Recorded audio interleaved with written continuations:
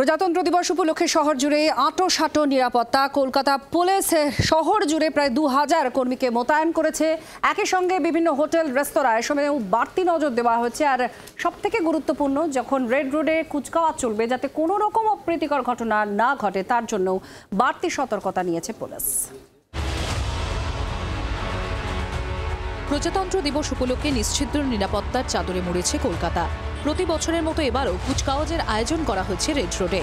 কুচকাওয়াজকে কেন্দ্র করে শহরে একাধিক ভিভিআইপি মুভমেন্ট, পাশাপাশি রাস্তায় ঢল নামা সাধারণ মানুষেরও নিরাপত্তা সুনিশ্চিতের চ্যালেঞ্জ নিয়ে তৈরি পুলিশ। কলকাতা পুলিশ সূত্রে খবর,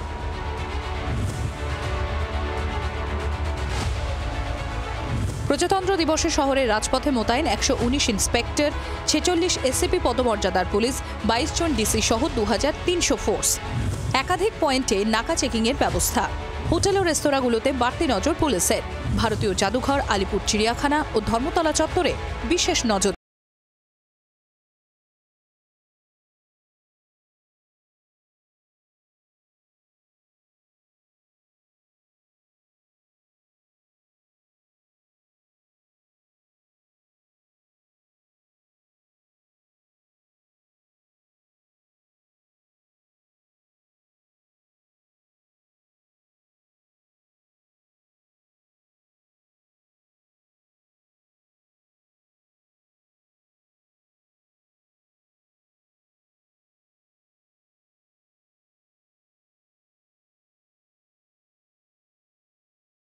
একদিকে রেড রোডের বর্ণাঢ্য কুচকাওয়াজ, আরেকদিকে প্রজাতন্ত্র দিবস এবং রবিবারকে কেন্দ্র করে কলকাতা শহরে লক্ষ লক্ষ মানুষের সমাগম।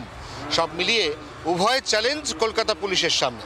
সেই চ্যালেঞ্জ মোকাবিলা করার জন্য শুধু রেড রোড নয়, এই গোটা চত্বর তো বটেই, কলকাতা শহরে যতগুলি দ্রষ্টব্য স্থান রয়েছে এই প্রত্যেকটি এলাকাতে নিরাপত্তার বজ্র আঁটুনির ব্যবস্থা করেছে কলকাতা পুলিশ। ক্যামেরায় তরুণের সঙ্গে অয়ন, কলকাতা। বাংলার আওয়াজ, বাঙালির আবেগ, জি 24 ঘন্টা।